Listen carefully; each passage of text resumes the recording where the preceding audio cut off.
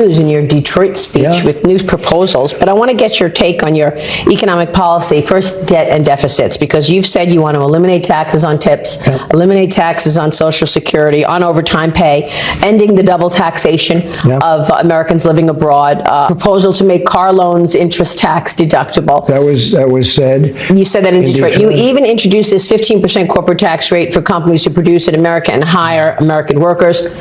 But how will you pay for it? The Committee for a Responsible Budget says your plans will increase the debt by $7.5 trillion. But they don't know. The Wall Street Journal said that your plans will increase the debt and deficits more than Kamala Harris's. If I do this, you're going to have car companies coming back to the country because of the taxes and the tariffs. The tariffs will protect them when they come in, so they will protect from other companies coming in, because if the other companies don't come in, they're going to have to pay massive tariffs, and that's it. So I was told, here's what was happening. China was building massive car plants, big car plants in Mexico. That's the new one. And I just spoke to the man that does it. He's a friend of mine.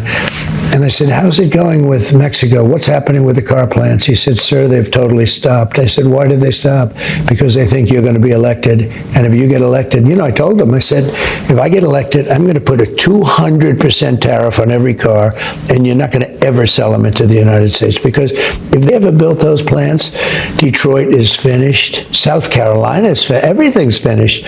So I said, here's what you're doing. They think they're going to go over there, build the biggest plants in the world in Mexico, right opposite us, and sell them in.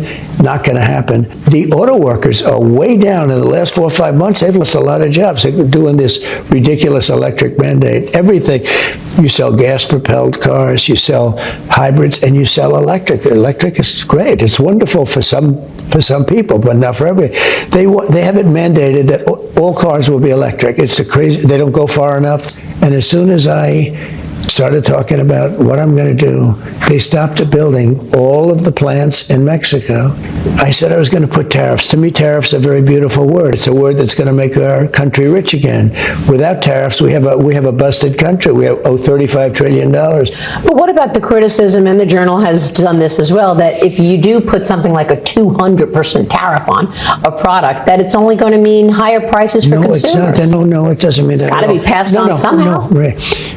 All I'm doing is saying, I'll put 200 or 500, I don't care. I'll put a number where they can't sell one car into the United. I don't want them to sell the car, because I don't want them hurting our car companies. We're going to have a lot of companies moving into the United States. When I use 200, I'm using it as a number. I don't want their car. They will not be able to sell cars. I'm not going to let them build a factory right across the border and sell millions of cars into the United States and destroy Detroit further.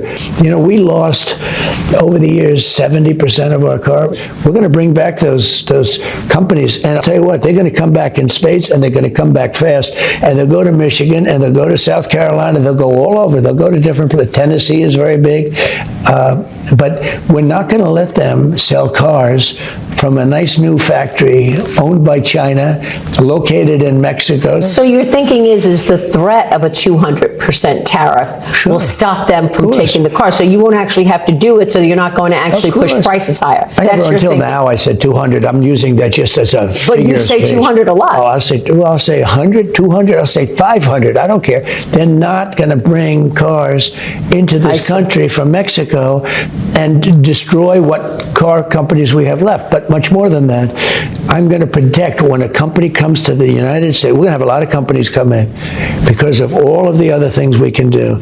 And remember, we have the real market. We have the golden market. We have the money. But if we keep running like we are for the last 3 or 4 years, we're going to lose all of that. We're going to also lose the sanctity of the dollar. People aren't going to rely on the dollar. And they're going to do that. They're going to all come back. And if they don't rely on the dollar, then I'm not going to let them sell into the United States. I'm going to tell them, look, if you're not going to rely on us as the currency of choice, then you are not going to be able to do business in the United States. You know what they're going to say? I love the dollar very much, every single one of them, because we are losing that. China is trying to take that away from us. And I'll say, by the way, I'll say the same thing to China. Like I put a 27.5% tariff on cars from China. So they haven't been able to pillage our country and close up our factories and lose our jobs. Otherwise, they'd be selling cars in here like hotcakes. And if you take a look at what they're doing to Europe, China is destroying the automobile business of Europe. So I'm just trying to understand how you're going to pay for all of this no tax on stuff. And you said that there's a lot of fat in government growth. that you're going to No, save I gave you an answer. Growth. We're going to grow Yes. at a level that you've never seen before. Okay. And we're going to have tremendous jobs, and we're going to have companies coming in left and right, and they're going to be building factories. They're going to take over empty hulks that are all over the place from companies that left.